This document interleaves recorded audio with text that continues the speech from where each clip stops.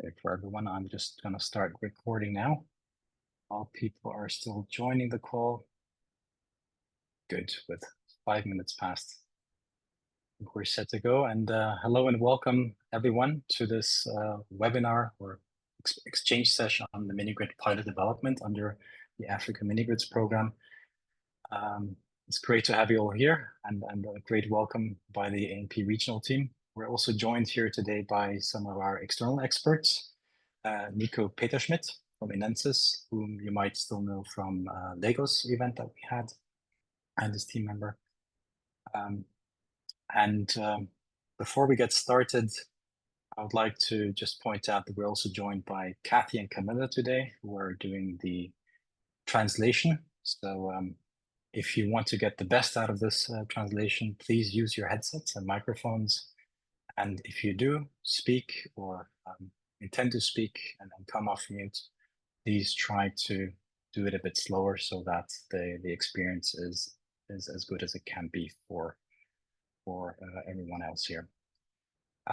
Maybe another notice is that this presentation will be held in French and in English at times. So there are some slides that will be done in English and some slides that will be presented in French. So please be aware of that.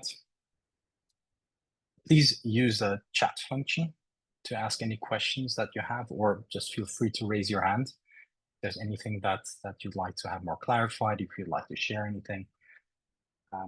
And yeah, the final point is that this webinar will be recorded, this session. You will find it in a few days' time on the ANP Community of Practice platform, along with the content here. Yeah. Are there any questions or remarks before we get started here?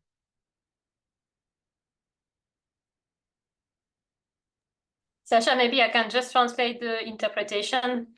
Yes, please. Please do. Oui, hello everyone. Sorry, let me just switch to French for colleagues who may not have gotten the interpretation functionality. Oui, collègues, pour les francophones, bonjour à tous. Juste pour dire que vous avez l'interprétation en français qui est disponible. Hein. Il faut aller comme d'habitude en bas de la fenêtre, là, dans Interprétation. Ensuite, il faut choisir French et alors vous avez l'interprétation en français. Mais on va alterner avec Sacha entre le français et l'anglais. Donc voilà, mais quand vous êtes dans le canal français, c'est bon, vous entendez quand je parle français, vous allez entendre ma voix. Et puis quand Sacha parlera, ce sera la traductrice. Voilà, merci. Thank you so much. To today's objectives, and I think for everyone who is joining here for the second or third time, you will see that we always would like to foster collaboration and learning. We believe that we all have experience and expertise to share in this community of practice. And today, the main focus topic is a very big topic, an important topic for ANP, which is the Minigrid pilot development that every national project is embarking on. Our aim here is ANP regional project, and we'd like to provide practical and effective means of supporting you with developing your Minigrid pilots in future. So that anything you provide us on information, feedback on whether this information is useful or additional information that is required, that will help us improve our service to you and ultimately benefit your projects. We also have a fourth objective, which I haven't put on this slide today, but our big wish today is to go back and get suggestions for the final version of this Minigrid pilot development toolkit that has been published on the Community of Practice platform since over a month now. We'd really like to make this a comprehensive document that will guide your implementation and inform your implementation. So please, anything that you can provide on feedback would be helpful. Waiting for me already. Then it's on its way. No. Just comfortable. Yes. In this phase, I will take you to the other room. Thanks. Let me maybe go to the other room. Yeah, sure. I'll just join the webinar as it comes. Hello. Yes. We're done. Yeah. Yes. I don't know. Let me drag my box there, or it's okay. Okay. Could you please? No, we can go. Perfect. Okay. So what do we have in store for today on topics? Sasha, we cannot see the slide anymore, sorry. No? Okay, let me... Oh, sorry, wait, until I it's can me. see Oh, it no, now. sorry. Apologies, You I can think see it was on my Then- side. Yeah. Perfect. It's Okay, working. everybody can see the slide? Are we good? Yes, we can see. All right, perfect. Let me just, I need to see the slide. There we go. Okay, so what do we have in store for today? We have, basically what we're gonna talk about today is the vast content of our Minigrid pilot development toolkit. And everything we talk about today, you will find in greater detail with links, with resources, and even templates in this document. So it's quite a valuable document. And what we're touching upon today is just going to use these 90 minutes to zoom out and talk about pilot objectives. I'm sure everybody's aware about the importance of those. We look at the AMP principles and remind ourselves as to why they're important. Touch upon key concepts that flow into this Minigrid pilot development, and briefly touch upon delivery models, and then together with you review and clarify the step-by-step guidance that is being provided in this document. Is there anything missing on this agenda?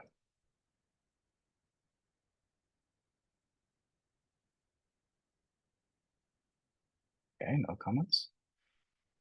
Then let me proceed to just a bit of framing here and as to why these Minigrid pilots are so important for the success of AMP and the AMP national projects. With these pilots, we aim to unlock the program impact. So everything you do around Minigrid delivery models in your national projects, everything you do around productive uses of energy, also data and digitization or digitalization, are reflected on those pilots. And they should be a pathway to the cost reduction for the scaling of that private sector models or private sector induced models within your respective markets. So it is they might be small in numbers, those Minigrid pilots, and maybe small in scope currently, but what they are supposed to incite and impact and actually provide is a knock-on effect to provide the framework for a scalable sector in your respective countries. So this pretty much brings us to the point as to not what we're doing, just building pilots, but how we're doing that. And this is where I would like to hand over to Christelle to remind us of the principles guiding the how we're building those Minigrid. Christelle, over to you. Oui, merci Sacha. Voilà, donc pour ceux qui ont participé à la session à Lagos, c'est peut-être un petit peu de déjà vu. Mais comme voilà, on a quand même des collègues qui n'étaient pas présents et que vraiment c'est des concepts très importants, on voulait aussi quand même les répéter aujourd'hui. Et c'est encore une fois décrit en détail dans le guide donc, qui est à votre disposition sur cette question du développement des pilotes. Donc, on distingue, on a en fait des principes qu'on a mis en place pour l'AMP. Donc, c'est au niveau du programme. Pour les projets pilotes, on a établi ces 6 principes, donc je vais y revenir. Et d'autre part, on a aussi des réglementations, disons, du PNUD, en tout cas des principes par rapport à la façon de faire, notamment les passations de marché au PNUD, qui doivent être respectés par les projets quand ils font justement la mise en œuvre des pilotes. Donc d'abord, pour parler des principes, le premier principe qu'on a appelé les plateformes numériques, là, bon, vous êtes tous maintenant familiarisés avec ça, c'est-à-dire qu'il y a vraiment une demande en fait au niveau du programme de collecter des données. On a cette chance d'avoir 21 projets nationaux dans le programme et on veut vraiment réussir à collecter les données pour voir quels sont les résultats qu'on obtient sur le terrain avec les mini-réseaux, quelle est la performance de ces mini-réseaux. Et puis finalement que ça puisse informer non seulement le programme et nos bailleurs, mais aussi bien sûr tout le secteur en Afrique. Donc ça, c'est le premier point. Donc en pratique, ça veut dire qu'il faut penser, alors que vous êtes bien sûr concentré sur la préparation pour les pilotes en tant que tels, les installations des mini-réseaux, il faut aussi penser un petit peu à cette architecture numérique qui doit être mise en place et qui, bien sûr, au-delà de l'aspect de compte-rendu et de reporting, est aussi très importante pour la réduction des coûts et les opérations des mini-réseaux. On pense notamment aux plateformes, aux paiements numériques, etc. Voilà, donc ça, c'est le premier principe. Le deuxième, c'est les usages productifs. Donc là aussi, vous savez bien que c'est, et comme Sacha l'a rappelé, c'est vraiment un aspect clé de l'AMP, d'encourager ces usages productifs. Donc ça aussi, il faut vraiment y penser dès la phase de préparation des mini-réseaux pilotes. Ça doit être vraiment un composant à part entière. Et ce qu'on a demandé, c'est autant que possible dans l'AMP d'essayer d'utiliser un modèle qui, en fait, où la propriété de ces usages, de ces équipements d'usage productif sont à une partie tierce. Et en fait, ce que ça veut dire en pratique concrètement, c'est que on cherche par exemple des modèles où ce serait le développeur de mini-réseaux qui aurait la propriété de ces équipements productifs et il y aurait un système qui permettrait finalement de les mettre à disposition des communautés moyennant une certaine somme, bien sûr, pour qu'ils puissent être utilisés par les communautés. Donc, on essaie de chercher des modèles de ce type. Mais après, bon, voilà, encore une fois, c'est du cas par cas, mais il faut essayer quand même de rester aligné à ce principe.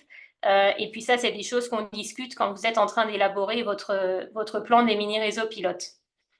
Le troisième principe est très important.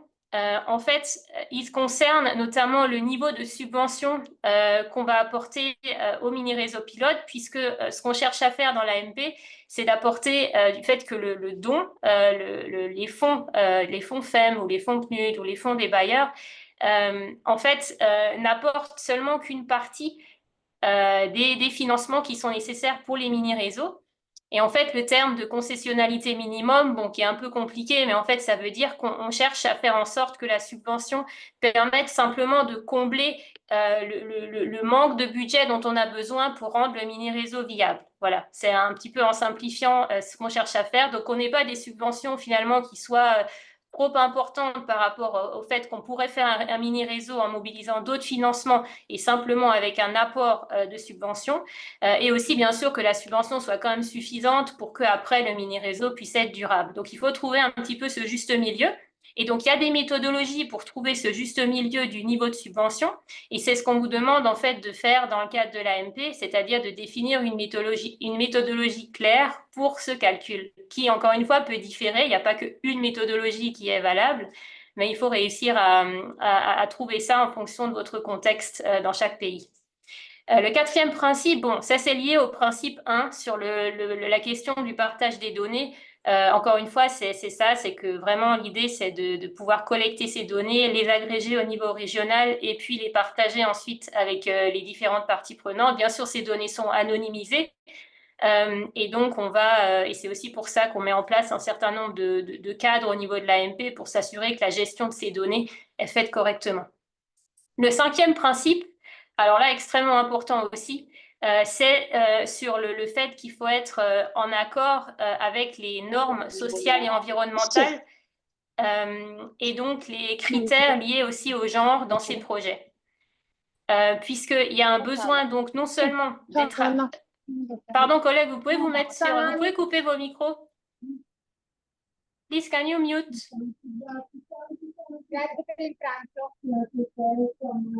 Sacha, can you mute? Ci vediamo.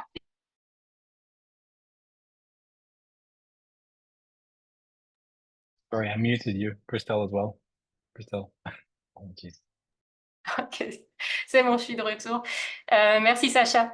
Oui, donc le principe 5, c'est sur les normes sociales et environnementales par rapport qu'il faut respecter dans ces projets. Et là, ce qu'il faut comprendre, c'est que évidemment, il faut que les projets soient en accord avec les normes sociales et environnementales nationales, mais aussi avec les standards du PNUD, qui en général sont un peu plus stricts que les normes nationales. Donc, c'est très important quand vous recrutez des consultants nationaux, des experts nationaux pour prendre en charge cette question au niveau des pilotes, il faut vraiment s'assurer qu'il y ait aussi une compréhension de la part des experts nationaux des normes du PNUD afin qu'ils puissent prendre ça en compte et en tenir compte dans les développements des différents documents et des différentes évaluations et des plans de gestion qui vont être faits. Donc là aussi, bon, on a déjà partagé beaucoup d'outils en ce sens. On a aussi une experte au niveau régional qui est là pour vous appuyer. Mais donc, c'est un principe aussi très, très important pour l'AMP.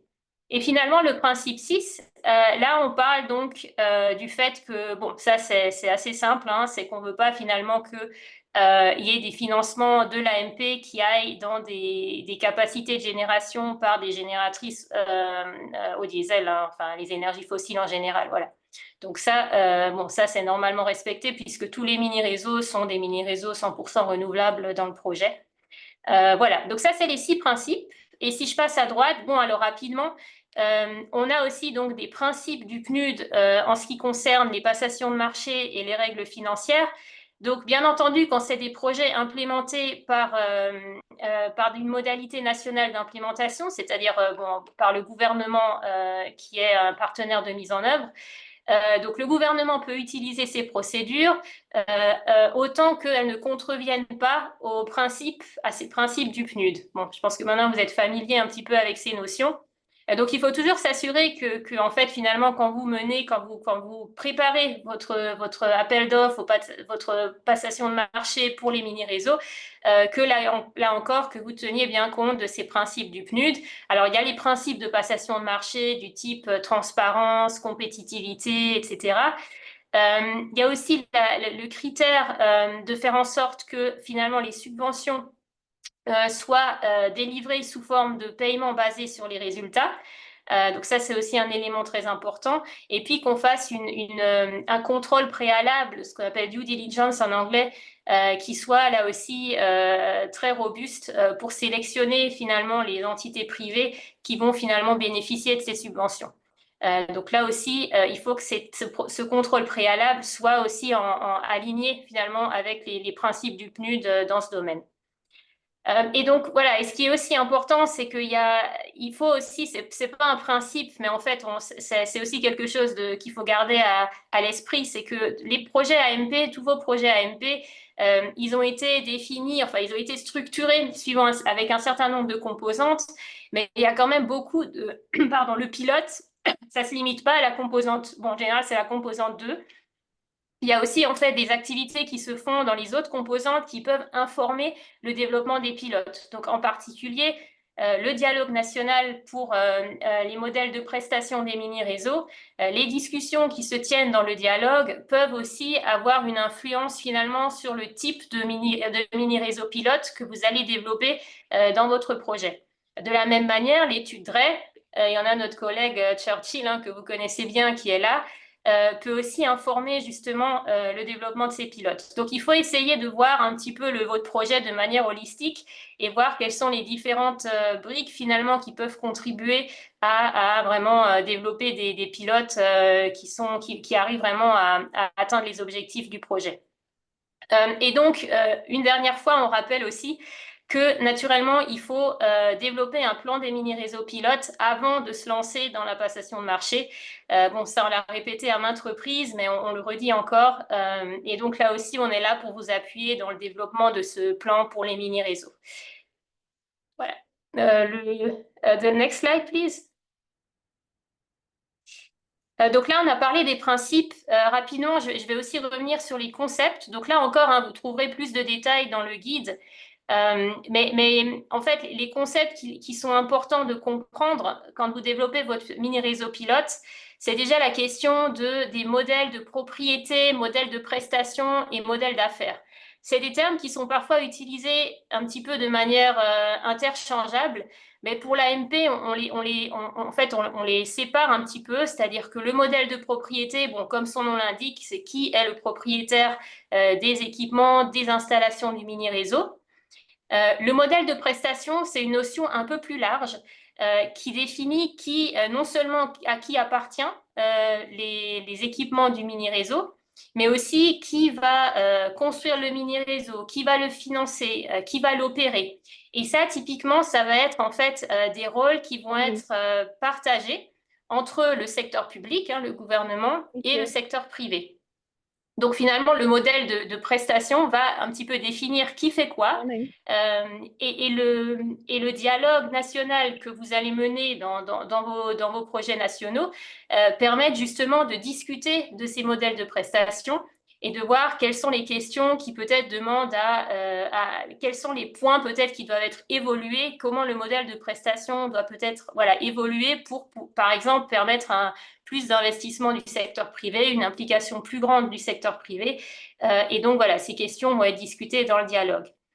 Et finalement, il y a aussi les modèles d'affaires. Alors là, c'est plus une fois qu'on a défini le modèle de prestation d'un mini-réseau, donc qui fait quoi, après, l'entité qui est en charge finalement d'opérer ce mini-réseau va mettre en place un modèle d'affaires pour s'assurer voilà, que le mini-réseau est viable. Donc là aussi, c'est un petit peu une notion un peu différente. Donc ça, voilà, vous trouverez ces définitions dans le guide, mais on parle beaucoup du modèle de prestation puisque c'est vraiment autour de cette question que beaucoup d'activités se concentrent finalement dans les projets nationaux. La deuxième notion, c'est l'usage productif de l'énergie. Bon là, je ne vais pas trop m'étaler là-dessus. On a aussi un guide sur cette question qu'on vous a déjà présenté et qui est disponible. La digitalisation, donc là aussi, c'est pas juste voilà, au niveau du suivi finalement des opérations et des résultats, c'est aussi déjà dès la phase de planification, il y a des outils que vous pouvez utiliser pour par exemple identifier des sites qui pourraient être propices à l'installation d'un mini-réseau. Et on a des collègues ici présents qui sont en train de mener de telles études. Et puis après, voilà, la digitalisation, ça intervient vraiment à tous les aspects du développement du mini-réseau. Et donc, on pourra en parler davantage si besoin. Et finalement, la notion des subventions pour les mini-réseaux, alors ça, c'est un sujet qui est vaste et complexe. C'est vrai que dans l'AMP, on a décidé que les dons, enfin les financements qu'on a du FEM ou du PNUD permettraient de faire des subventions partielles au CAPEX, mais il y a d'autres types de subventions. Donc ça aussi, c'est discuté finalement dans le guide. Et puis, encore une fois, on peut apporter des clarifications supplémentaires si besoin. Donc, je redonne la parole, je pense, à Sacha à ce niveau-là. Over to you, Sacha. Merci. Thank you so much, Christelle. And just opening up the floor here for any questions for the last few slides. I know these are many topics. Some of them are old, maybe the principles you might already remember and why these pilots are important, but I think this slide here might raise a few questions. Anything you'd like to ask, contribute, get clarification on?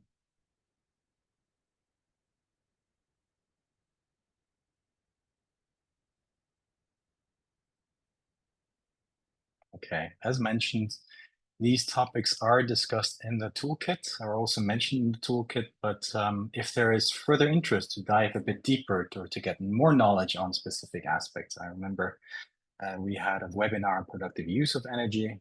We also had a digitalization readiness assessment, quality assurance management framework session, I think a month ago, where we already touched upon these issues and things.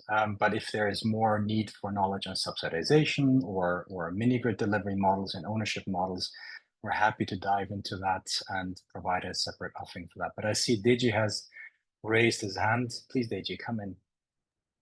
Yeah, thanks, Sasha. Hi, everyone. I just wanted to share a bit about some of our ongoing initiatives within the productive use of energy space, where we were able to find that sweet spot for agriculture and energy to work together in advancing the economic situation of the rural communities where we work. And we've seen, a lot of changes, particularly with regards to the minimization of energy costs and how this has translated to improved livelihoods, improved efficiency. And I just wanted to underscore the importance of PUEs as we develop mini-grid pilots, because this is something that would help guarantee consistent or returns on the investment, given that the people or the firms that will be using the energy, using it for businesses anyways, and they're able to attract value from that, and that of course will continue to keep the business entity going.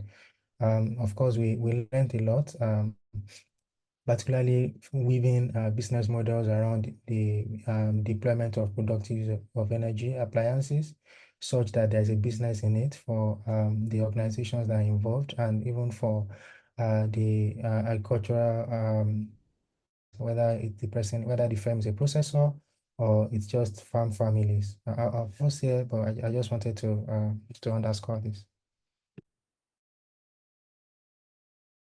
Oh, thank you, Deji, for underscoring the importance of productive use of energy. And I remember in the event in Lagos where we talked, I think, predominantly focusing first on productive use and then look at the energy access aspect. I think that was a bit of a paradigm shift that was being discussed during the panel we had. If there are no further questions on the concepts and everything that came before, I would say we take a very high-level look at mini-grid delivery models and ownership models, because they are a central point when it comes to deploying your mini-grids in practice. It is a lot, this graphic, the slide has a lot packed onto one slide, but on if I may just guide you through that, on the left-hand side, we see the different kind of ownership from more government centralistic or government ownership, and management and operations of sites, to in the dark blue to down to the fully private sector driven approach, where the private sector actually goes out for the siting, gets community buy-in, does the design, planning, and procurement, engineering, commissioning, and all the permitting, the licensing requests, and so on and so forth. So these are basically two extremes. And as you can see, there are many, many small nuances in between, and indicated by these colors here and this schematic. On the right-hand side, when you move to the greenfield, hybridization, and productive use overlays, these are the typical kind of projects that we have in AMP. So greenfield mini-grids just basically means they're brand new mini-grids. Hybridization of diesel mini-grids is more or less adding solar PV to an existing diesel mini-grid, and the productive use overlay refers to adding productive uses to existing mini-grids as they stand. And we did an initial mapping of the kinds of types of mini-grids that are being deployed in AMP by the countries, but also the model that is being pursued, or the mini-grid delivery model that's emerging in those countries or being pursued. So this is where you see where that mapping stands. So we have on one side, you have maybe Djibouti, where you have a government-owned, but the private sector is involved in the engineering, the procurement, and the commissioning or construction of the mini-grid itself. And then energy service company or a third-party provider will do the operations and maintenance later on. In Nigeria, as many of you might be aware from our discussions in Lagos, we have a fully private sector-driven approach where the private sector does almost everything when it comes from siting to operations and maintenance later on, and running the mini-grid. Why is this important? This is basically now linking us to the mini-grid development pilot development toolkit. We have identified a sweet spot of 3 archetypes to explain nuances between these models, because at the end of the day, what happens is when we go through the process step-by-step guidance, which we'll dive in a moment, the roles and responsibilities might change for one instance. So at one time you might have the implementing partner taking a greater onus, or the government utility being more in the forefront, or the private developer doing more of those tasks. And in other instances, is the other actors or the PMUs that are more active in this case. So that's one disclaimer. And the second disclaimer is also sequencing also of the steps might vary, and then the scope of steps depending on the kind of model you have. So when you look at the toolkit, you will find in every single step we're discussing that you will have a first section on top saying, okay, for a government-led private sector EPC ESCO, you have this consideration. For a community-owned or cooperative-owned private sector EPC ESCO, you have these special considerations. And for a fully private sector model, you please consider these special instances and considerations. Yeah. So that is why this is important for you to be able to navigate that toolkit. Any questions, clarifications, maybe additions also from colleagues here and experts on the call that would like to dive in before we deep dive into the step-by-step guidance here.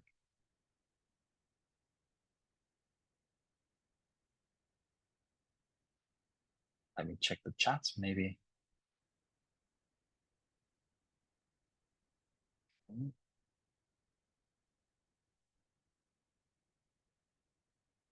Give another few seconds here. All right, I think this is clear. So let's jump into an overview of the step-by-step process. And what we're trying to do in the next 20 to 30 minutes is to have an exchange around around these core steps or priority steps that I've identified. So we have on one side, starting from left to right, we have the first phase, which is the Minigrid pilot plan and all the steps involved in doing that. So when we look at having a closer look or updating the information on the Minigrid ecosystem, be it regulation, policies, footprint of mini-grids.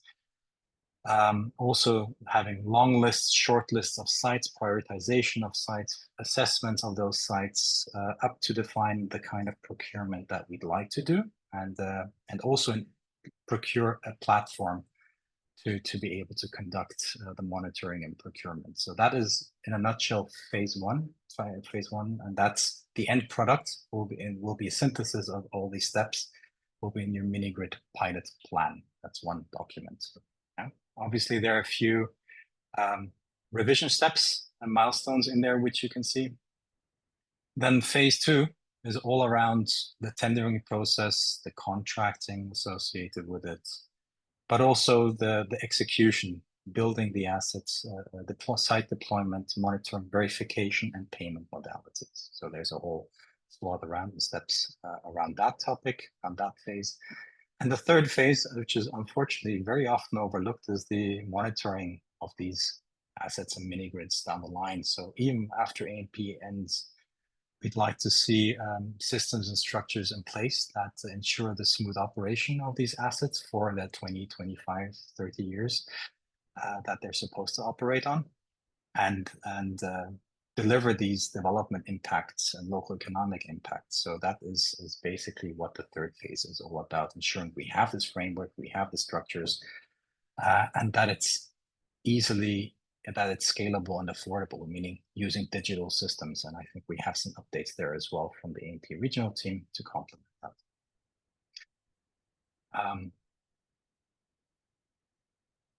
As in the disclaimer before, these steps and the sequencing of steps and the responsibilities within every single step, they change depending on the Minigrid delivery model that we have, but also the ownership that we have, and also and the procurement process we use. So this is a disclaimer. This is a best approximation as a guidance. For anything else, please refer to the Minigrid pilot plan, Minigrid pilot development toolkit.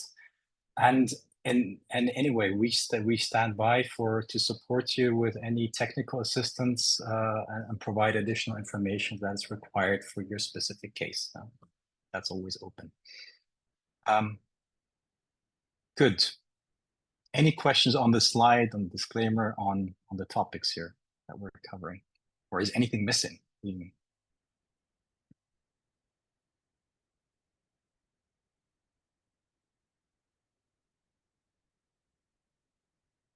Nothing in the chats.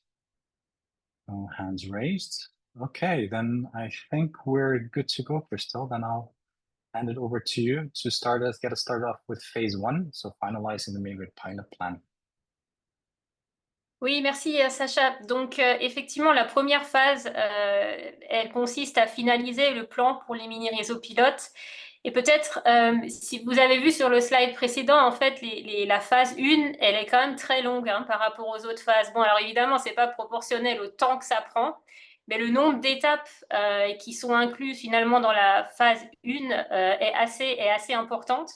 Et c'est la raison pour laquelle c'est quelque chose qu'on a observé. Hein, cette première phase de préparation et de design de la passation de marché des mini-réseaux, elle prend du temps.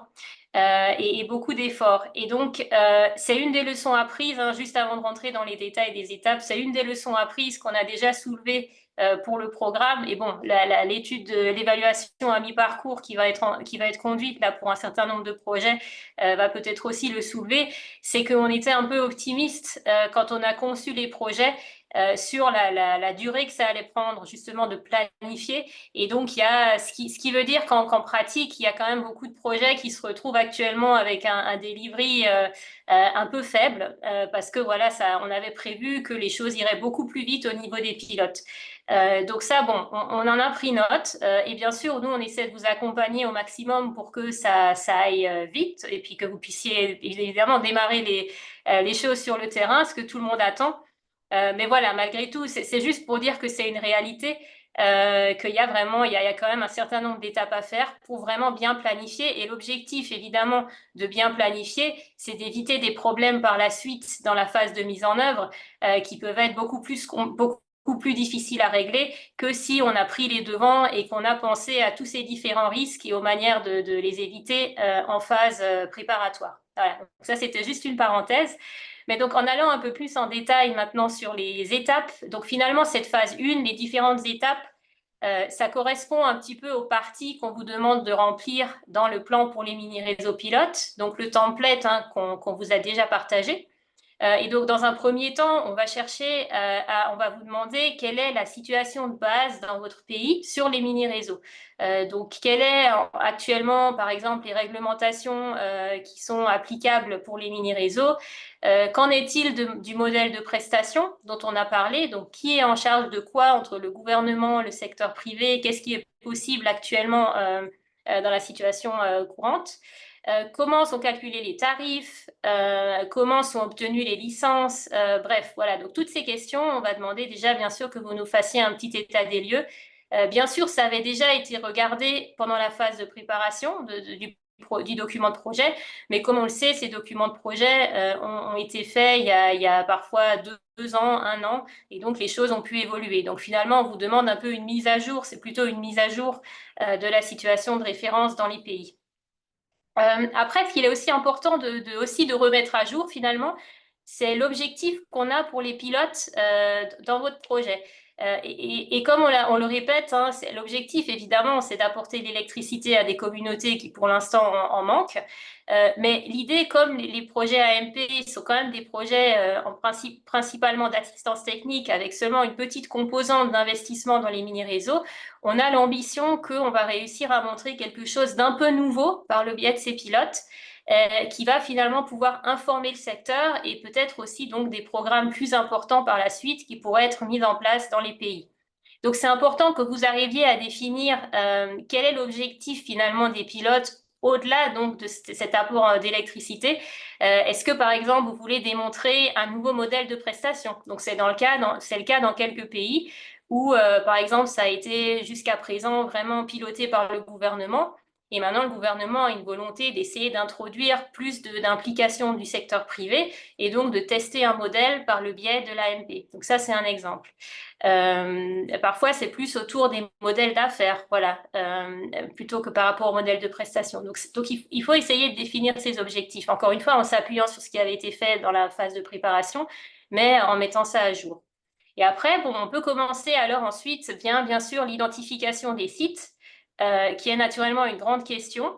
Dans la plupart des documents de projet, les sites n'avaient pas été identifiés et c'était très volontaire, encore une fois, puisqu'on savait que voilà, il s'écoulerait beaucoup de temps entre la phase de préparation et la phase de mise en œuvre, et on sait que les choses évoluent très vite sur le terrain.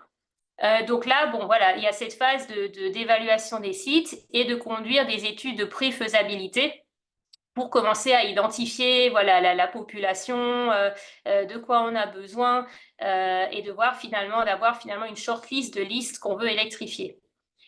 Et par le même temps, quand on fait cette analyse préliminaire, on devrait aussi tout de suite s'occuper des questions de sauvegarde environnementale et sociale. Donc pour ça, on vous a fourni aussi un questionnaire, une checklist, qui vise en fait à faire ce qu'on appelle un screening sur les normes sociales et environnementales. Une fois que vous avez identifié la communauté, vous pouvez faire ce screening et ça vous donne un petit peu, finalement ce qui va être nécessaire de faire par la suite en termes d'études d'impact et d'études et de plans de gestion sur ces aspects des normes environnementales et sociales. Donc là, quand on partagera les slides, vous aurez le lien vers ce checklist qui est en fait en annexe du cadre environnemental et social, du cadre de gestion environnementale et sociale qui a été révisé et qu'on a partagé avec vous récemment. Voilà, donc une fois qu'on a fait cette étude de pré-faisabilité, là, il y a un premier losange là en orange. Alors ça veut dire que c'est une revue du PNUD. Donc là, à ce stade, c'est typiquement quand on va déjà commencer à revoir ce que vous avez pu faire en termes de screening justement sur les normes environnementales et sociales, sur les sauvegardes. Et c'est aussi souvent à ce stade qu'on peut commencer finalement à revoir une version du plan des mini-réseaux pilotes. Puisque vous n'avez pas besoin de compléter tout le plan des mini-réseaux pilotes d'un coup et vraiment d'attendre que vous ayez tout complété pour nous l'envoyer comme revue. En fait, c'est beaucoup mieux que vous nous l'envoyez quand vous avez déjà pu remplir un certain nombre de choses, notamment, voilà, vous avez pu identifier les sites, vous avez collecté des informations sur ces sites, vous avez conduit les screenings environnementaux et sociaux. Tout ça, vous pouvez déjà compléter le plan pour les mini-réseaux pilotes et déjà nous le faire parvenir pour qu'on commence à regarder et puis s'ensuit un peu un échange qui permet finalement de vous appuyer au mieux. Et donc ensuite va s'en suivre la phase vraiment d'étude de faisabilité complète, où là on va aller beaucoup plus dans le détail. Et donc ça dépend encore une fois des modèles de prestation. Là on l'a mis en jaune, ça veut dire que dans notre exemple type, c'est quelque chose qui est fait par le partenaire de mise en œuvre, par vous finalement, par l'équipe projet, mais ça peut aussi être fait dans certains cas par les développeurs. Ça dépend des modèles. Mais donc l'idée, c'est là maintenant d'aller beaucoup plus loin dans la définition du site, pas seulement de la communauté, mais de voir où va vraiment se mettre en place le mini-réseau, regarder tous les critères techniques, financiers, faire l'estimation de la demande, du dimensionnement du mini-réseau, les estimations de coûts, et puis faire un modèle financier finalement qui permette de voir un petit peu qu'est-ce que ça va représenter en termes de budget. Et ensuite, ça va nous amener aux prochaines étapes.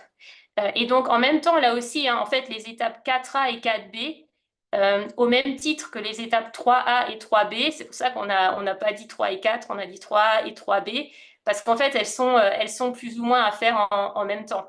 C'est juste qu'on a un peu séparé pour bien mettre en valeur les aspects de sauvegarde environnementale et sociale, et que ce ne soit pas noyé dans une tonne de choses à faire dans l'étude de faisabilité, parce qu'il y a beaucoup de choses à regarder, mais surtout, il faut aussi regarder les aspects, donc les études environnementales et sociales, puisque une fois que vous en êtes au stade où vous faites l'étude de faisabilité complète, vous avez en principe les informations dont vous avez besoin pour faire une étude d'impact et un plan de gestion qui soit ensuite, qui puisse ensuite guider la mise en œuvre. Là aussi, en fait, ça dépend, cette étape-là, elle dépend vraiment du screening qui a été fait. Donc, dans certains cas, il peut s'avérer que le screening montre qu'il n'y a pas, en fait, d'étude d'impact complète à faire parce que c'est un projet petit. Par exemple, pour vous, pour les projets qui font des superpositions pour les usages productifs, en fonction, encore une fois, de ce qui est fait et du contexte et des sites et de tous ces paramètres, il n'est pas forcément obligé de faire une étude d'impact aussi complète que si vous installez un nouveau mini-réseau quelque part. Donc tout ça, c'est déterminé par le screening finalement qui est fait en amont. Voilà. Et donc là aussi, il y a ensuite un point de contrôle, hein, si on peut appeler ça comme ça, du PNUD, puisque notamment ce qui concerne les plans les études d'impact et les plans de gestion, ça, il y a vraiment une obligation de les envoyer au PNUD pour qu'on puisse faire une revue. Donc on a encore une fois des experts, hein, au niveau du PNUD. Et puis on va vraiment s'assurer que tous les différents éléments ont été regardés et qu'on est vraiment confortable sur ça. Et puis bon, généralement, il y aura des itérations, on va renvoyer nos commentaires. Et il y a toujours un petit peu la question de savoir à quel moment on revoit par rapport à l'autorité finalement nationale qui est en charge d'approuver aussi ces études d'impact. Et ça dépend un petit peu des contextes. Donc parfois, c'est mieux d'abord qu'on ait l'échange entre le PNUD et le projet. Et puis une fois qu'on a une version qui convient aux deux, ça peut être soumis au gouvernement, enfin à l'autorité voilà, en charge de revoir ça.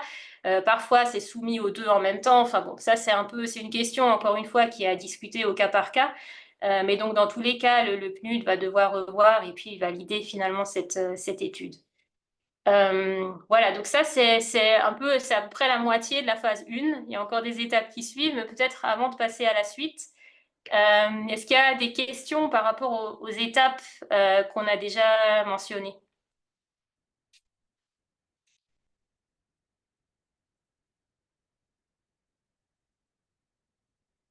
Yes, Sacha, you want to come in? I would have one actually, and that is obviously a very complex process, and we do have this Minigrid pilot plan as a monitoring but also documentation feature, right? To make sure we're building the right things. And for my question, what can one expect when one submits this information to you for review? How early should one engage with UNDP to get things set up for success here? What's your recommendation? Oui, bah, ma recommandation, c'est en fait je pense qu'au niveau de l'étape 3B, après 3B, là, quand il y a le premier point, check avec le PNUD, je pense que ça, c'est un bon moment de commencer à partager. Parce que c'est vrai qu'avant qu'on ait fait les études de pré-faisabilité, bon, on n'a pas beaucoup d'informations sur les sites. Alors, c'est pas forcément très évident de voir ce que vous prévoyez de faire. Ou si c'est... Parce que nous, on va regarder finalement, est-ce que c'est aligné avec ce qui était prévu? Et puis, est-ce que ça répond aux objectifs qu'on a dans l'AMP? Et voilà, on va faire un petit peu ce genre de revue. Donc voilà, il faut quand même qu'on ait un minimum d'informations. Mais encore une fois, c'est pas non plus la peine d'attendre d'avoir fait une étude de faisabilité complète pour engager. Et ce que je peux aussi mentionner, c'est qu'on a aussi des experts, hein, donc en particulier Nico qui est là aujourd'hui, mais il n'y a pas que lui. On a des experts qui peuvent aussi vous appuyer dans ce processus. Alors bon, nous, on donne un certain degré d'appui, mais sur les questions très techniques et notamment de réussir à voir quel est le meilleur type et ça c'est un peu les étapes qui vont suivre, de passation de marché parce qu'il y a différentes possibilités. Quelles sont les meilleures options pour ces différentes questions? Là, nos experts peuvent vraiment vous appuyer et faire vraiment un petit peu de l'assistance un peu customisée au cas par cas pour vraiment faire en sorte que ce soit aussi fait suivant les bonnes pratiques finalement du secteur et en se basant sur les expériences qui ont pu avoir été récoltées dans les autres pays où ce genre de process ont déjà eu lieu. Voilà.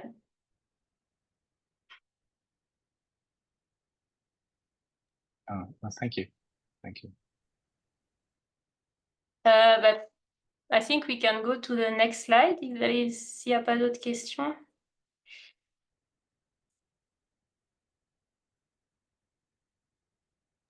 If not questions, maybe some inputs or experiences from people on these topics, on what's critical here, maybe to consider.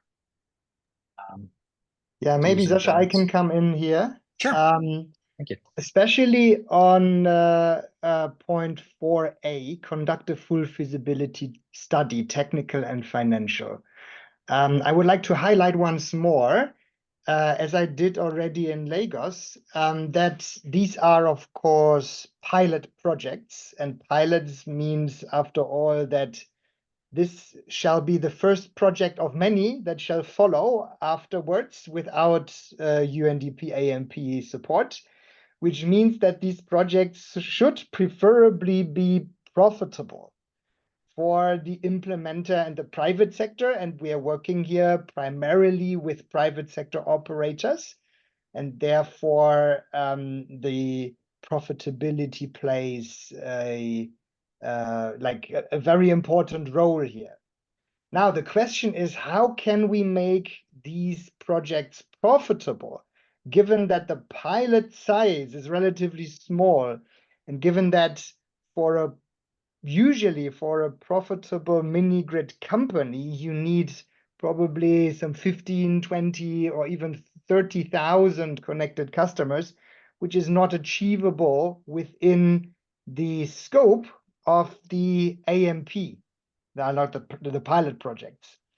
So therefore, special care needs to be taken to either work with companies that already have either a pipeline or existing mini grids, and you basically just top up and try in your pilot something new, because the pilot is also supposed to be innovative to a certain extent, shall try new things and demonstrate new things.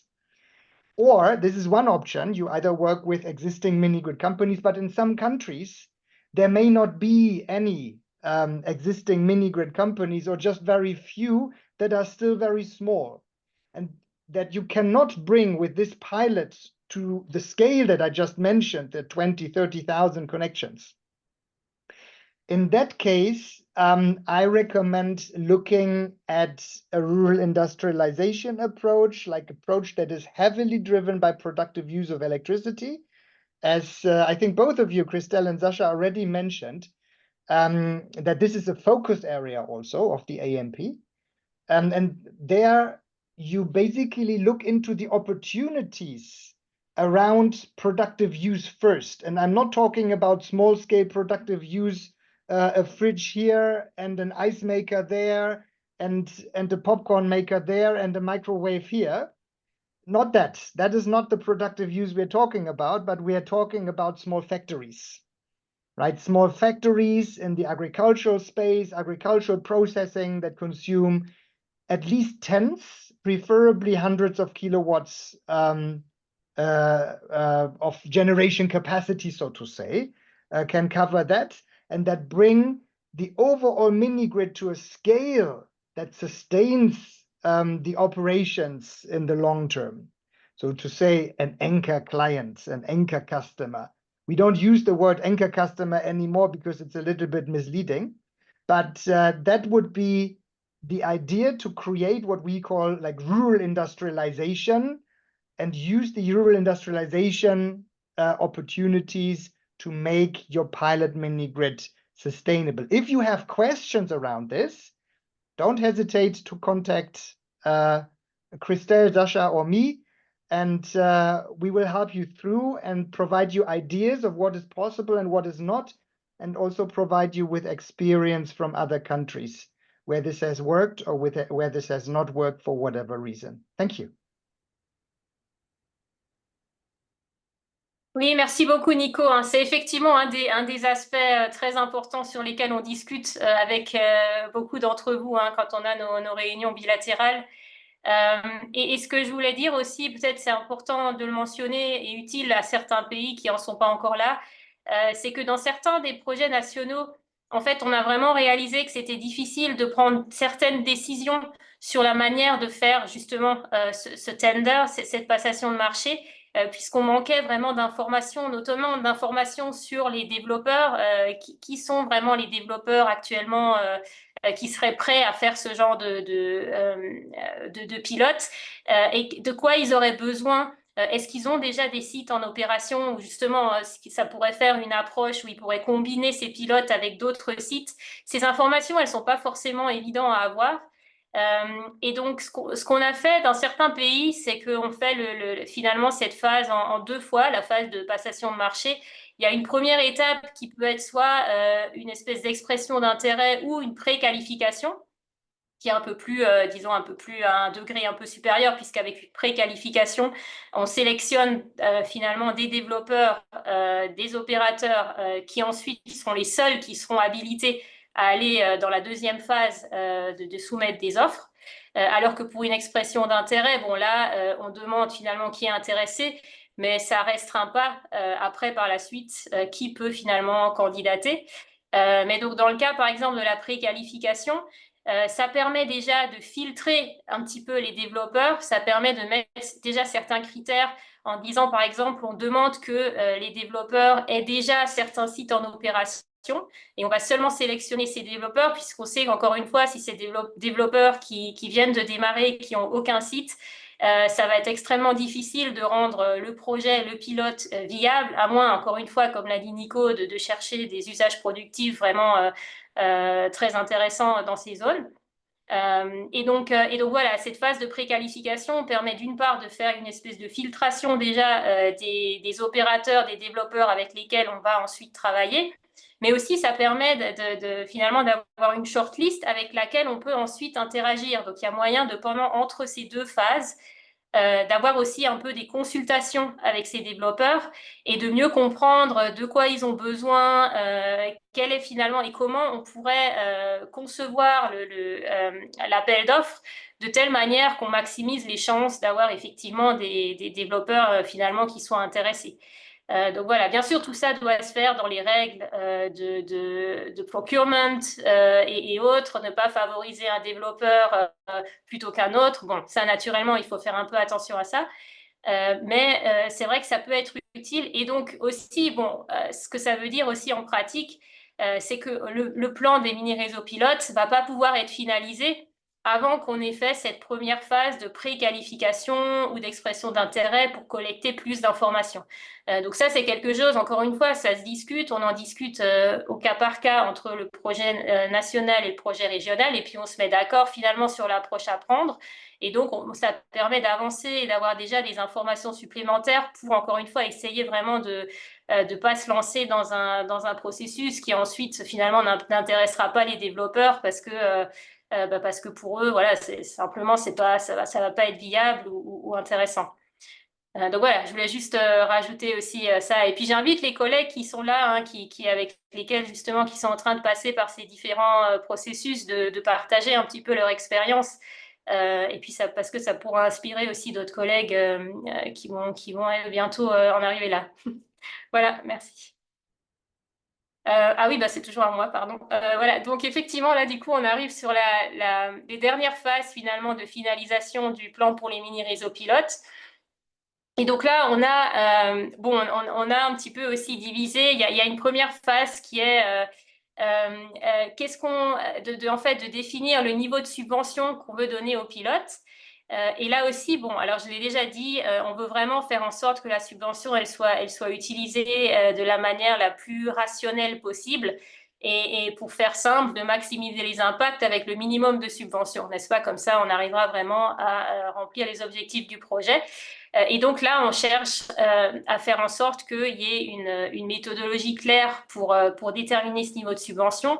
Et donc, on est aussi en train de développer un petit peu un guide qui donne un peu plus de détails par rapport à ça, mais sinon, on vous aide au cas par cas pour réussir à faire ce genre de modélisation. Et après, bon, alors lié à ça, il faut aussi réussir à définir, voilà, quel type de processus on va mettre en place pour cette passation de marché. Il y a différentes sortes. Ça peut être ce qu'on appelle en anglais le minimum subsidy tender, donc là où on cherche finalement à réduire la subvention. Donc les développeurs vont faire des offres pour dire voilà quel est le niveau de subvention dont ils ont besoin pour réussir à atteindre certains objectifs. Il y a d'autres types. On peut aussi donner donner l'information sur la subvention qu'on a et demander aux développeurs de faire un maximum, qu'est-ce qu'ils peuvent faire en fait avec cette subvention et de les sélectionner sur la base de ceux qui arrivent à faire le plus de choses avec cette subvention. Donc voilà, il y a plusieurs manières de faire et donc là encore, on les présente dans le guide un petit peu, mais finalement, c'est vraiment en fonction de votre contexte. Et puis, on peut apporter des exemples d'autres pays où certains de ces processus ont été menés. parce qu'à chaque fois, il y a toujours des pour et des contre, donc c'est important de bien les comprendre pour pouvoir choisir la meilleure option.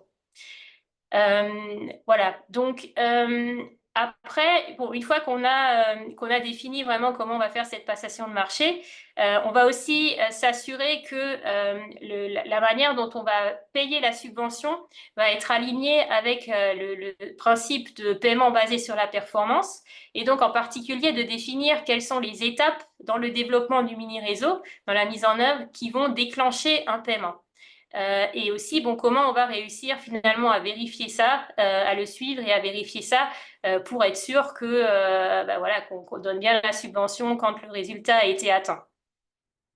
Et là, bon, on a un certain nombre de réglementations au niveau du PNUD pour vous guider un petit peu, puisque, encore une fois, même si les processus nationaux sont utilisés, il faut qu'ils soient alignés avec ces différents principes.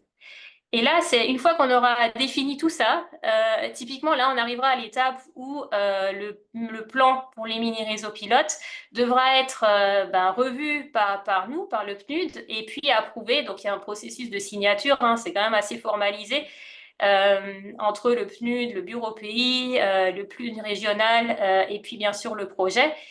Et donc, une fois qu'on est tous d'accord sur ce plan, on signe. Et après, ça déclenche finalement le fait que vous pouvez alors démarrer votre passation de marché. Et alors, ce qu'il ne faut pas oublier non plus, c'est qu'il faudra aussi du coup faire l'achat d'une plateforme digitale. Et ça, je pense qu'on en reparlera tout à l'heure. On a prévu juste un tout petit peu de temps, puisque bon, vous savez qu'on est au niveau régional. On prévoit de faire un petit peu une centralisation aussi. Donc là, on va aussi pouvoir vous appuyer par rapport à cette question de la plateforme digitale. Donc, on pourra en reparler. Mais donc voilà, il faut on veut éviter, il faut à tout prix éviter une situation où les mini-réseaux sont prêts et commencent à fonctionner et on n'a pas le système de suivi en place ou c'est pas encore opérationnel et puis voilà, du coup on rate le début des résultats. Voilà. Voilà, donc je pense que je peux m'arrêter là et puis ouvrir aussi. Donc si vous avez des questions avant qu'on passe à la phase 2, n'hésitez pas. It's a lot to take in, I think. It's a lot, many steps, many nuances. Any questions here for clarification? Anything you'd like to share on experiences? And also, I mean, achievements, grievances along those steps from 1 till 8? Anything you've encountered, any barriers? We'd be interested to hear from your side. Or support requirements also.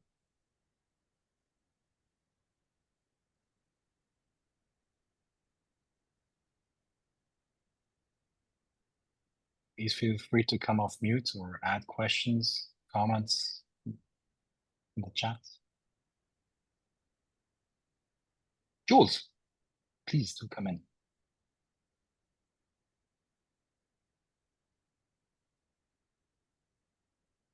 Jules, I think you're still on mute.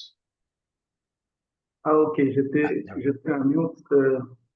Bonjour, chers collègues. C'est juste rapidement réagir par rapport à la première phase. Mon intervention, c'est juste pour dire que nous sommes en Mauritanie, les programmes de l'électrification rurale des zones isolées, PERSI. Et particulièrement, particulièrement, j'ai rejoint les projets après avoir presque terminé la première phase. Malheureusement, celui qui a conduit aussi la première phase avait déjà quitté. Donc, nous sommes en train d'aller comme ça. Donc, la première chose à savoir, c'est que le programme PERSI, c'est un programme national, mais qui n'est pas financé par DEF, mais qui est financé par le gouvernement, bien que faisant partie intégrante de l'ANP. Je voudrais très, très rapidement regarder par rapport à cette première phase pour essayer de partager quelques expériences. Je vais aller très, très rapidement, je sais que le temps fait défaut. Donc, pour les études de référence, donc baseline, on a fait des études de référence, mais c'était en préparation avec un programme qui a précédé, qui a été financé par DEF. Et puis, nous avons bien sûr déterminé, nous avons conduit les études de pré-faisabilité qui ont permis d'identifier les sites du projet. Nous avons fait aussi, au niveau des 3B, les évaluations sociales et environnementales initiales. Dans tout cela, nous les avons fait. Il y avait bien sûr une petite review, mais c'était seulement à notre niveau, comme c'était mené par des bureaux qui ont été recrutés. Nous avons fait la revue de cela et ça a été adopté. Bien sûr, nous confrontons toujours par rapport à la loi sur l'environnement, parce que l'environnement, c'est là où ça pose des problèmes, et c'est là que je voulais intervenir un tout petit peu. J'étais en train d'échanger avec Christelle parce qu'après, nous avons évolué, on a fait les études de faisabilité technique et financière, tout cela, on a évolué, mais c'est au niveau du développement des instruments de sauvegarde, parce que vous savez, lorsqu'on fait des évaluations environnementales et sociales, on arrive à développer les risques, on arrive à identifier tous les risques, que ce soit tous les risques. Maintenant, il est exigé, et ça c'est le PNUD, on exige à ce qu'on puisse développer des instruments de sauvegarde, des mesures, pas seulement les mesures, mais aussi les instruments de sauvegarde. Mais il se pose qu'il y ait toujours une confrontation entre la loi du pays sur l'environnement et les exigences du PNUD. Il y a par exemple tout ce qu'on peut demander parce que par rapport au développement des instruments de sauvegarde, le bureau régional, au niveau régional, on nous a partagé les termes de référence, mais lorsque nous avons amené ces termes de référence, il y a des activités qui ne peuvent pas être réalisées ou bien des choses qu'on ne peut pas faire à la phase du projet. Il y a des choses qu'on fait pendant l'installation des mini-grids et d'autres se font après l'installation de Minigrid. Donc, je voulais seulement mentionner cela que par rapport aux évaluations environnementales, Christelle l'avait mentionné parce qu'elle a dit c'est en fonction du contexte de chaque pays et de la réglementation en matière de l'environnement de chaque pays. Ici en Mauritanie, nous avons une réglementation et nous avons fait bien sûr des notices environnementales et nous avons présenté, nous sommes en pleine discussion, en échange avec le bureau régional pour que ça soit accepté. Je voulais, pour terminer, donner une chose par rapport aux collègues qui sont en train de participer, les projets de mini-grid, parce que quand on voit les projets de mini-grid, je ne sais pas si cela a été fait, c'est bien, mais si cela n'a pas été fait, il faut songer à le faire. Parce que il y a la politique de PNUD sur les travaux des génies civils demande à ce que les projets soient approuvés au niveau régional. Mais il se peut qu'il y a des projets qui ne passent pas par ce processus. Souvent parce qu'on confond, lorsqu'on voit l'électrification rurale, on ne prend pas ça dans le cadre des projets, des travaux. Mais je voulais dire par rapport à notre expérience, c'est que à la fin, il y a quelques travaux de génie civil, particulièrement les fondations des structures métalliques des panneaux solaires. Ce sont des fondations qui sont faites en béton et ça, c'est considéré comme des travaux de génie civil. Maintenant, si c'est moins de 40 000 $, ça, il n'y a pas de problème. On n'a pas besoin de l'approbation régionale. Mais si c'est plus de 40 000 $, on a besoin de l'approbation régionale. L'autre aspect à considérer, c'est qu'au niveau régional, on ne considère pas un seul, si c'est 10 sites, on fait les cumuls, même si les petites fondations ne vont pas faire 40 000, mais on ne prend pas un projet individuel.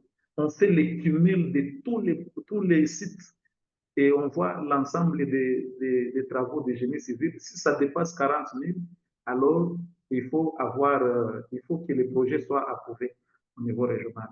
Et si cela n'a pas été fait, alors ça doit être approuvé au niveau du pays. Et pour cela, il faut demander une délégation d'autorité pour que les représentants résidents puissent approuver les projets. Parce que je tenais juste à mentionner ces quelques expériences, d'une part par rapport aux évaluations environnementales, parce qu'il y a quelquefois interférence entre la loi, la réglementation du pays et les exigences du PNUD. Je crois que c'est à traiter au cas par cas, mais aussi par rapport aux politiques de PNUD pour les travaux de génie civil. Ici, nous sommes dans le cadre des mini-grids, mais les mini-grids comportent des travaux de génie civil. Et lorsque ces travaux dépassent 40 000 $, on est obligé d'avoir une approbation régionale de ces travaux, des travaux qui sont contenus dans le projet. Et eux, ils ne considèrent pas un seul site, ils considèrent le cumul de tous les sites. Moi, je le dis parce que nous avons dépassé toutes les étapes ici, mais nous avons été confrontés à cela. Nous sommes maintenant en train de demander la délégation d'autorité pour que nous puissions, pour que ces travaux puissent être approuvés au niveau du pays. Merci beaucoup, c'est ça ce que je voulais partager. Et je peux répondre aux questions si c'est nécessaire.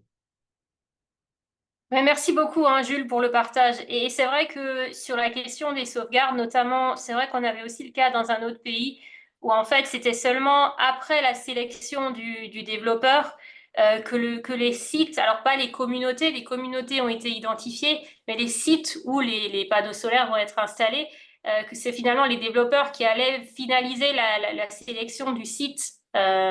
Et ça, du coup, ça a un impact, effectivement, parce qu'on ne peut pas finaliser les études d'impact et le plan de management si on n'a pas la définition du site, encore une fois, dans la communauté, où est-ce qu'on va exactement mettre le mini-réseau.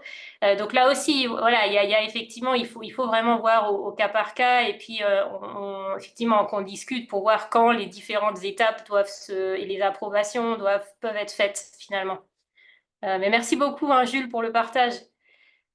Je pense que I think over to you, Sacha.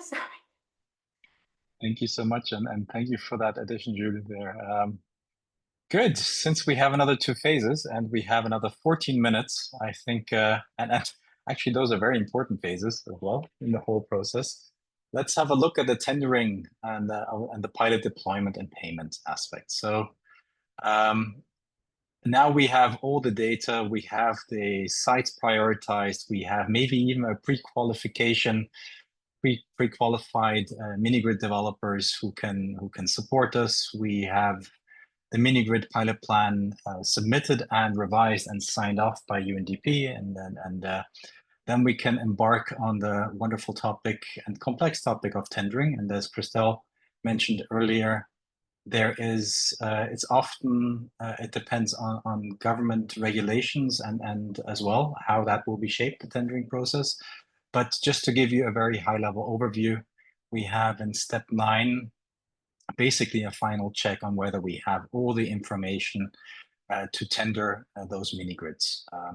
Do we have actually all the community expressions of interests? Do we have the pre-qualified bidders? Are our evaluation criteria solid? What are the responsibilities? For each site, do we have our assessment? So there's a final check before we can embark on the tendering process. And also a minor step, but also important in the realm of A&P, is the digitalization of the platform and getting that ready for publishing the tender. So after this step, we either have a publication of the tender or the request for proposals, or we send it to the pre-qualified bidders, depending on which step we've done before, or whether we have pre-qualification steps. In that, you will typically find, and this is again needs to be as transparent, competitive, open, and transparent as possible. We have to prepare all the requests for proposal documentation. So now, be it invitation letters, the process outline, also how can the bidders engage with the tendering entity. How are there going to be any question sessions? By when can you send questions? Eligibility criteria for bidders, evaluation criteria on the technical proposal, a detailed scope of work, the specifications, and anything you would like to have from those companies, from those bidders, be it now reference projects, specified CV templates, certifications of our corporations, maybe power of attorneys, general terms of conditions that you might want to add. So all of that SWOT would need to be prepared beforehand before you can publish this on the site, on the website. and share it and request. Durations of tenders is always a question mark. This will also, you might want to orientate yourself towards the country rules, be it now a government entity issuing this or utility issuing this might have different timelines, but you keeping in mind you'd like to stay as competitive as possible and open as possible. You should provide ample time for bidders to respond and with high quality proposals, technical proposals. Obviously, there is a need to set up internal evaluation committee, evaluating the technical proposals. On the other hand, you have the opening of financial bids after the technical evaluation is positive and the eligibility.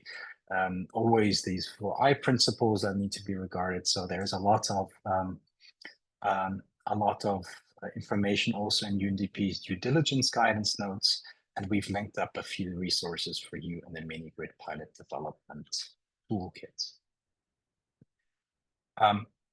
Once we have the ranking of the bidders, then you might even choose to have a negotiation phase that also comes into play, especially when you're not sure about who can bid and if you don't have many Minigrid developers in your market, then you might want to do that as well and add that to the process. And a final ranking, and ideally, once the selection has been done, the award, this will be published as well publicly, that the ones that have been nominated and awarded get the notification and have the ability to accept. And if they do accept, the others would need a notification that they did not get the award. All right. Once we've selected, the next step would be to dive into contracting, and this also there is quite a bit of variation on the kinds of contracting that is possible and is applicable depending on which model you're doing now. So you might have a more in both government orientated ones where you have the government or utility that owns the assets, or the community maybe that owns the assets. You have an engineering, procurement and construction contracting, and maybe an energy service company contract. And for maybe the latter ones where you're supporting private sector, which is the case very often, for example, as mentioned earlier in Nigeria, you have the grant agreements that you want to formulate and make watertight and very accurate. Yeah. So that is pretty much the outline here and the perspective here on that side when it comes to contracting. Let's assume the contract is signed after step 11. That's when the delivery starts, and we have kept this green bar, as you can see. That's where Minigrid developers take over in most instances. So that would be the securing of the additional finance that they have, especially if they bring in their own equity. The licenses, permits, sometimes that has to be done, especially under the private sector model. The procurement, construction, commissioning phase, and also operation and maintenance is commenced. And we assume now that we have a fully functioning Minigrid at that time, or even before we have some payment steps, payment plan that we need to figure out. And that could be upon signing of contract, maybe upon ordering of equipment, maybe also upon submission of detailed designs. So these milestones would need to be watertight, and as mentioned earlier, it's also anchored in the principles of the AMP to have performance-based payment schedules or milestone-based payment schedules, where the company that is being hired, in this case, to either do the construction of the Minigrid or the operations and maintenance, has to meet clear, defined goals and targets before they receive any payment from AMP funds as such. Yeah. So there it is important or highly recommendable that you have a verification strategy in place, outlining very clearly and transparently with the developer or with a contractor the specific milestones and how those will be verified and measured along the process. highly transparent, obviously, to avoid any disputes coming up or to align expectations. These verification strategy and payment plan should also consider issues such as disputes or non-delivery clauses. So if the developer does not deliver in a certain amount, how will that be or started a specific activity? Has, for example, constructed the mini grids to the large degree, but there's still a minor issue for commissioning, and how that will be done handled in case the developer goes insolvent or bankrupt in the meantime. So all these provisions would be great to include and think through as you think about how much will be paid when at which goalpost. There's also a note in the document pertaining to having an independent assessor coming in for performance-based payments above $300,000. And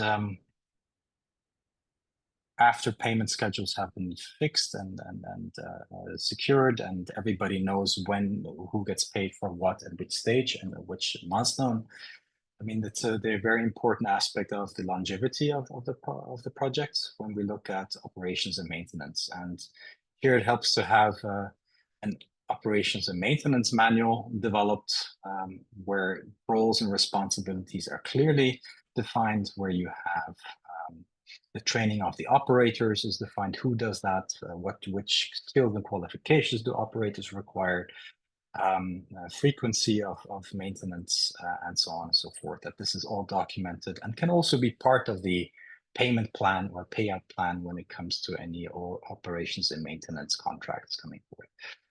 So here, this is a very brief snapshot again of a complex topic that is again informed by phase one and also the models that you're using or going to use, delivery models that you're going to build that on.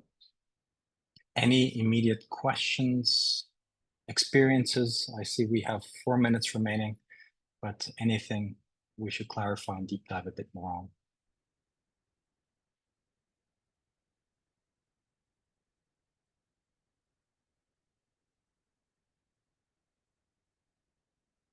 Again, we're available for any questions, comments, but also grievances and achievements to be shared after the session as well. Finally, in the often overlooked phase, and this is the third phase, monitoring, evaluation, learning, and this goes beyond, let's say, our AMP national project project itself. So this is where we would like to have a monitoring, evaluation, learning framework based on the quality assurance management framework that was presented a month ago, and the GEF results framework. Again, this is now pertaining to site-specific monitoring. So where we have metrics and indicators and monitoring plans for every specific site or cluster of sites that you deploy, with roles and responsibilities and milestones. But let's think also about the integration to the bigger picture of the GEF project itself on national level. So there's a clear interlinkage or linkage there, and please do consider that as we go into results monitoring of the national projects. Creating a baseline is obviously after we have this framework, the indicators set up, and the templates. Very often you'll find yourself going to the field for field surveys, and collecting social, economical, and energy-related metrics and tools also on the household level, also focus group discussions, especially useful when you think about gender equity, social inclusion, social environmental safeguard questions, governance aspects. So that is ideally performed. And continue monitoring. And I think that's the last step and final step, is to use and leverage that digital system that you're setting up to do continuous monitoring, aggregate the data, and also don't rely only on the digital data. Find some time here and there to go to the site, verify, and follow up on your sites. Open for any specific questions, considerations here from the group.